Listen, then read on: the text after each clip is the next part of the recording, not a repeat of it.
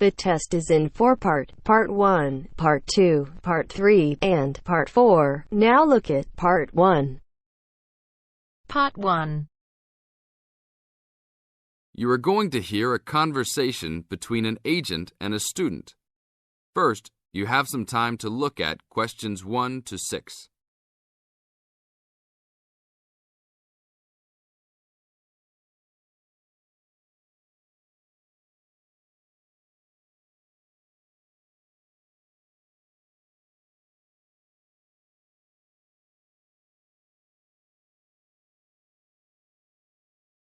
Now listen to the tape and answer the questions. Good afternoon. Good afternoon. Do you rent apartments here? Yes, among other things. Are you looking to rent an apartment? Maybe, but I think I might actually be more interested in renting a house. Do you rent those as well? Yes, we do. Will you be renting alone? No, I have 2 friends that will live with me, but I'll be the primary renter. My friends don't have a source of income, which is kind of disappointing, but I do. I'm an artist, and I've already sold a number of paintings. I just moved to town to try to get more of my work shown. Oh, so you would like to be near the uptown area? That's where most of the galleries are, right? Yes, and there's a large area of homes only a couple of blocks away. Great. I don't have a car, so I prefer being within biking distance of the galleries. That would certainly be possible. Well, let me see. There's a large 4-bedroom house right off Main Street. That sounds good. I'd love to have extra rooms for my paintings. How much is it per month? Around $950. Ouch, that's too much for now. Do you have anything a bit cheaper? I have a 3-bedroom that's for $650. That is definitely affordable, but I did want at least 1 extra room. Is there anything else with more rooms? Oh, here's another 5-bedroom that's vacant right now. It's further away, about a mile from the gallery area, but they're only asking $800. That's a deal for so much space. Well, a mile isn't so bad. It's only a 5-minute bike ride, and that price is okay. I'd like to see that one. Can you give me the address? Sure. It's on 1566 Honeysuckle, Honeysuckle Drive, Wood Heights.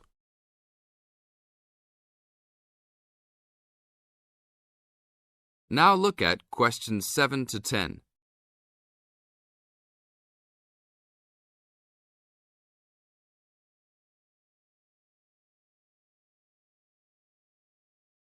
As the talk continues, answer questions 7 to 10. Such a lyrical street name. I like it. Is it furnished? Partially. It has a couch and chairs, a dining table, refrigerator and stove, a wardrobe, a couple of dressers and such, but no beds. Does it have a washer and dryer? It doesn't say here. But why don't you go and take a look? Here's a key. Just bring it back today before 5. We'll do that. An hour or 2 later. Hi, you're back. How did you like it? A lot. But I know why it's listed so low. A couple of windows are broken and they definitely need to be fixed. I'm surprised no one has broken into the house and taken anything. That should be fixed right away. No problem. I'll get a work crew out there today. That should be fixed even if you don't rent it yourselves. Did they have a washer and dryer? No, but I can wash clothes by hand until I find good used ones. There was another thing, though. The tiles in the kitchen floor were broken and lying all over the place. You'd need to put in a new kitchen floor as well. OK, I'll talk about that with the landlord. If you can do those 2 things, then I'll take it as soon as you're ready. That is the end of Part 1. You now have half a minute to check your answers.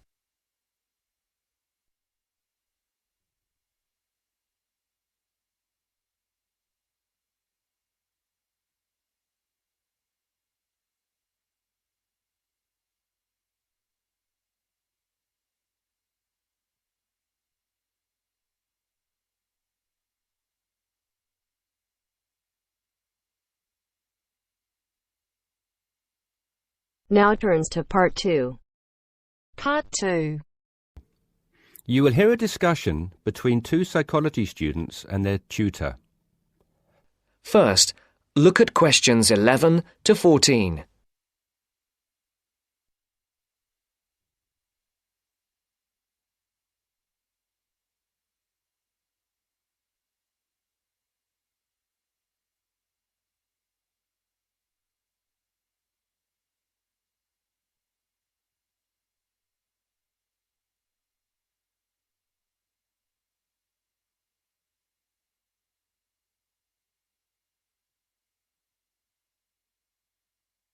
Listen carefully. So, how did you find the lecture yesterday? Reasonably interesting, but he sort of rushed through Maslow's work, which, considering it's been covered before, is fine for everyone else except me, who missed the last lesson. Why don't you fill him in then, Tina? Me? Oh, OK. Well, basically, it's simple enough. We all have certain needs, and what Maslow did was group them into categories. Depending on how successful your life has been or what stage of life you are at, your needs change and you shift from one of Maslow's categories into another. First, there's your basic needs. Physiological needs, the professor said. Is that right? Very good. These needs are pretty obvious. They're our most basic ones. Things every human needs to survive and function, like air, water, food, clothing and shelter. It's not rocket science, this bit. Maslow just points out that until we have satisfied those basic needs, our desires don't evolve into anything more complex and we don't seek any greater form of fulfillment. Isn't that a bit irrelevant today? Not really. Millions of people in the developing world are still fighting to fulfill these needs, fighting for their very lives every day. Good point. So anyway, Maslow represented what he called his hierarchy of needs on a pyramid, or in 2D, a triangle.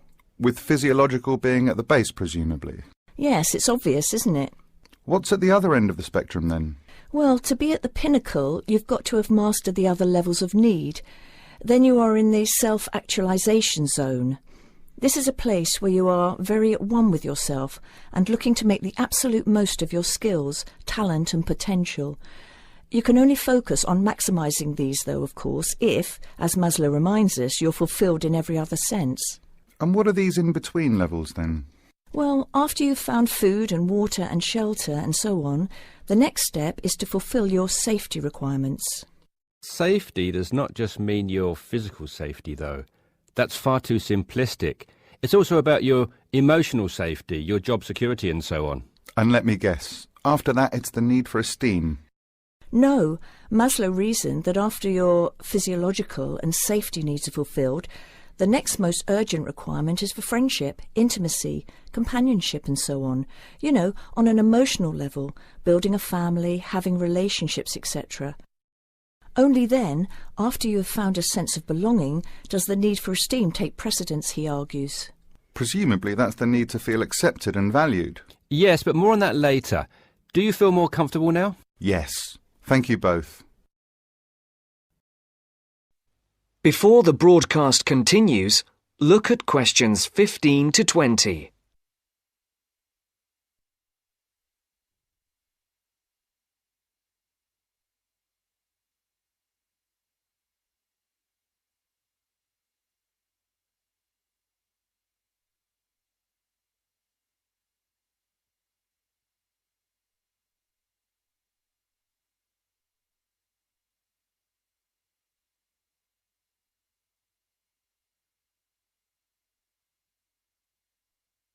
You will now listen to the second part of the talk. OK, now that you are both familiar with Maslow's hierarchy of needs, let's look at a few cases in point. Case 1. Crime boss in the slums of Mumbai. What do you think? Surely very low. Physiological, I'd have said. But he has food and shelter. A shed is hardly shelter. And how is living from hand to mouth every day adequate from a nutritional perspective? Oh, of course. You're right if you look at it objectively. But remember that human psychology is far more complicated than that. When quizzed, this person surprised researchers. First of all, he regarded his shed as adequate shelter and was completely content there. Secondly, he genuinely felt satisfied with his level of food intake. Thirdly, being the crime boss of the slums, he felt very safe, arguing that no one would ever touch him. He had no self-esteem issues either, since he had the respect of his fellow slum dwellers. It may have been fear, but he perceived it as respect. That is all that matters, and was quite content with who he was. I see. So it's not just about the reality of your situation, but also how you perceive that reality. Exactly. Most people would be very low on the hierarchy in his position, feeling like they wanted and needed much more. He did not. Now, what about case 2? A multi-millionaire rock star. Well, you'd naturally assume he's fulfilled his physiological and safety needs, but when you read on through his profile, look here, he's plagued by paranoia and thinks someone is trying to kill him. On that basis, given his state of mind, he must believe that his safety is compromised. So safety must be his primary concern. Very good. And look here at case 3, a property magnate. Having suffered badly during the recession, his portfolio of properties is in danger of being repossessed. In fact, look, he's in danger of losing everything and being left without even enough to support himself. Wow, so I guess he's gone from very high up right down to the bottom. Exactly. Even his basic needs are no longer secure. An excellent example of how there can be movement both ways on the pyramid. Case 4, a housewife. She must have some esteem issues, surely. Read on. She is quite content and well respected and loved by her friends and family. What's more, being a housewife is all she ever wanted to do, and she has excelled at the task. Therefore, forget esteem. This lady has maximised her potential in her eyes. She's right at the top. And case 5? A very sad case. It is what it is. There are always innocent victims of war, and he was left with nothing, not even a home over his head. Every day is a struggle to survive. How sad. And last but not least, case 6, another rock star, though a different story. He says the only thing he craves is friendship. He has everything, but is awfully lonely. I think it's obvious where he is on Maslow's hierarchy. Indeed. That is the end of part 2. You now have half a minute to check your answers.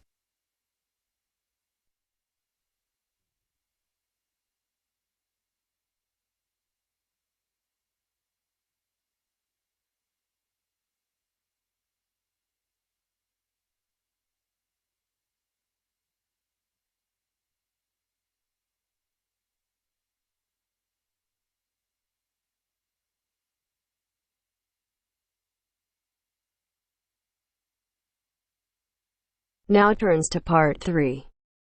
Part 3. You will soon hear an informative talk given by Michelle on how to keep out burglars and keep your home safe. First, you have some time to look at questions 21 to 26.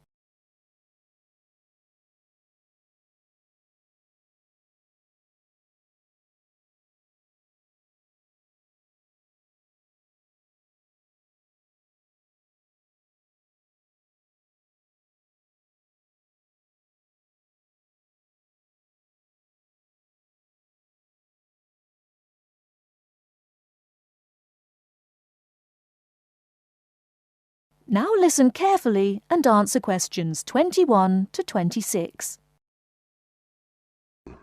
Keep 'em out. There's no fail-proof way to keep out a burglar, but every little bit of deterrence helps. Even if you can't afford a security system, you can take a few minutes to make your home a little safer. Some relatively simple steps will greatly decrease the odds of a break-in, which means you can enjoy a bit more peace of mind. And isn't that what home is all about? Think like a burglar. If you were one, how would you get into your home? Evaluate your home from the inside and out, night and day. You might even try a mock break-in, trying window jams and loose locks on your house's perimeter. To keep out a burglar, the first thing to do is to secure the windows. Though windows are relatively easy to break, the loud noise of shattering glass will deter a thief if you're near other houses. Don't leave windows open during the night, whether you're at home or away. That's a common sense precaution, but a surprising number of people forget to do just that. Use a pick-proof locking device for your windows. Make sure the frames are solid. If you're beyond the earshot of your neighbours, they won't hear the glass breaking. Consider installing a plexiglass sheet for the more accessible windows. This will make entry through them more difficult. Your doors should also be secured. If you don't have a peephole, install one in the front door. If you have one, make sure that you and your family are in the habit of using it. Don't open the door to anyone you don't know, especially at night. If the peephole is out of reach of your children, keep a stepladder or stepping box by the door for them to use. If there's any glass within 2 feet of your front door lock, consider a locking device that would be out of reach if the glass is broken. Now, a few tips on how to protect your valuables. Don't leave your valuables, stereo, computer, jewellery, etc., where they can be seen from the window. If you don't want to hide everything from sight, consider blinds. Make a valuables inventory. Keep a record of your expensive and personally significant items, not just a listing, but a photographic or videotape record if possible. Store this inventory at another location. This is helpful for both the police and the insurance agency to identify the stolen goods. Use an engraving pen to mark these items with some kind of personal identifying information, such as your initials, in an inconspicuous place. This also helps record your possessions in case of any other mishap, such as fire or flood. Before you hear the rest of the talk, you have some time to look at questions 27 to 30.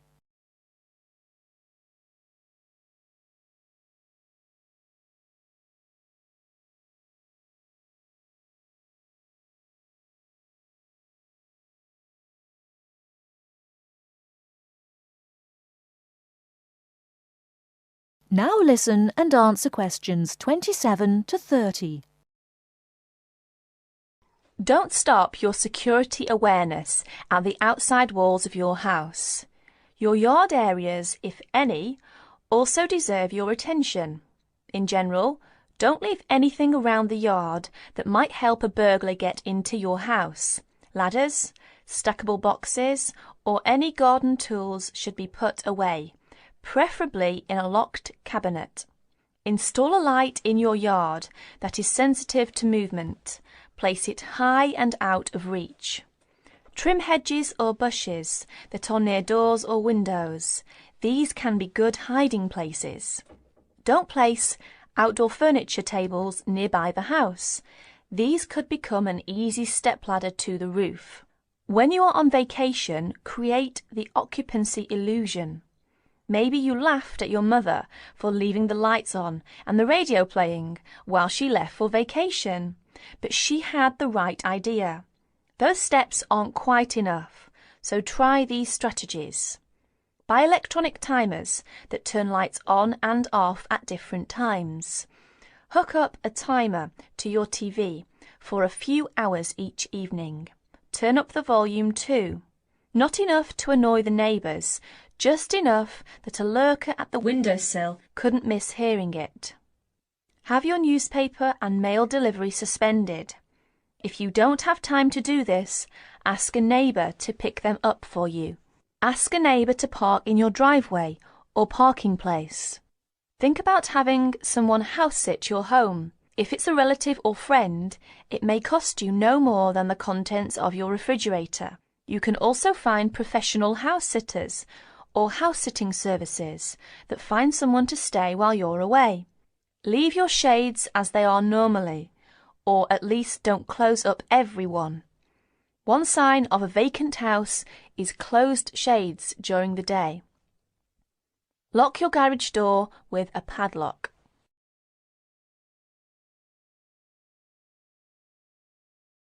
That is the end of part 3.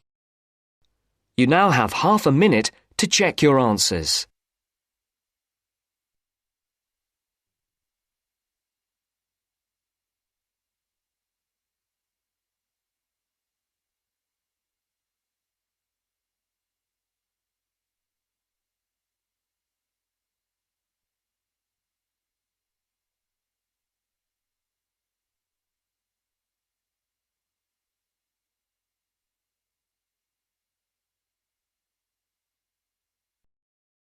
Now turns to Part 4. Part 4. First, you have some time to look at questions 31 to 40.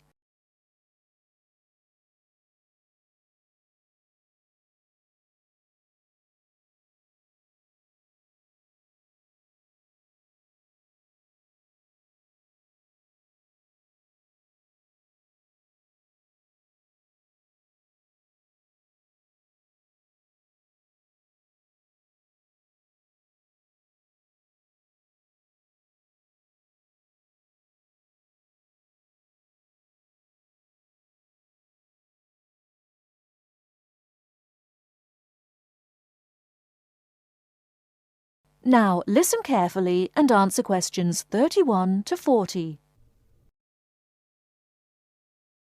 Today I'm going to talk about the city of Barcelona and its architecture. First, the city. Barcelona is a city of some 1.5 million people. It is a port situated on the northeast coast of Spain in the province of Catalonia. The people speak Catalan as their native language, but most are also fluent in Castilian Spanish and some speak English too. The city centre is surrounded by a ring road which encloses a grid with two major roads running diagonally across it. These are the Avenidas Diagonal and Meridiana. Probably the most famous street in Barcelona is La Rambla, which connects the Plaça de Catalunya in the town centre to the statue of Columbus on the water's edge. All along the centre of this wide boulevard are stalls selling flowers and artistic works.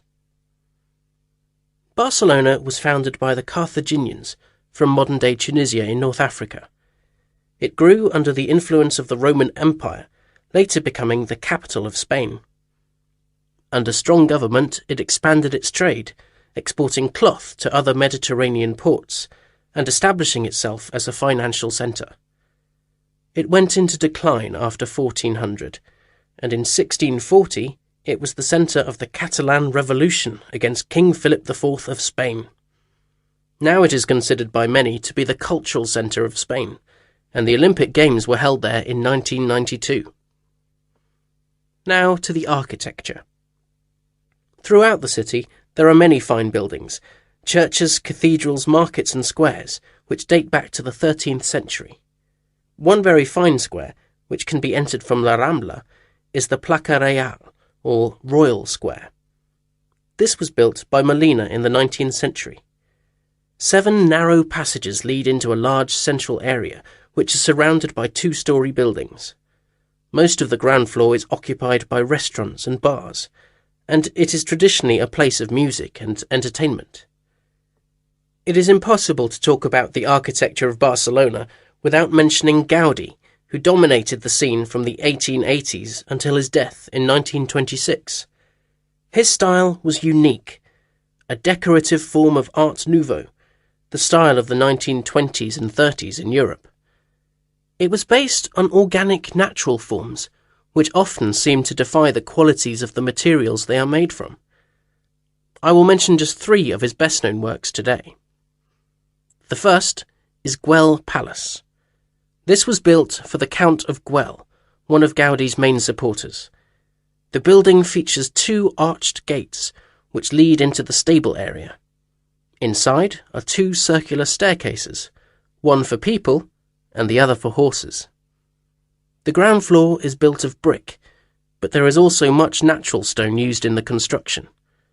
The roof is quite fantastic, with brightly coloured sculptures built around the chimneys and ventilation shafts. Another project commissioned by Gwell is the park named after him. This was meant to be a garden city with 50 houses, but in fact only 2 were ever finished. The influence of nature is strong in the cave-like spaces and animal figures, and again, much use has been made of brilliantly coloured surfaces. But the greatest of Gaudi's works is still under construction, and it is not expected to be finished until 2041. He began work on this cathedral, known as La Sagrada Familia, Church of the Holy Family, in 1882, which means that it will have taken 159 years to complete. The finished building will have 18 towers, the highest being 170 metres high. The building will be 95 metres long by 60 metres wide, and it will hold 13,000 people, a truly impressive monument to Gaudi's great genius. And that's all we have time for today. Next week, we'll look at some of Gaudi's smaller projects, and also his furniture designs. Please make sure that you complete your assignment on Le Corbusier by this coming Friday. That is the end of part 4. You now have half a minute to check your answers.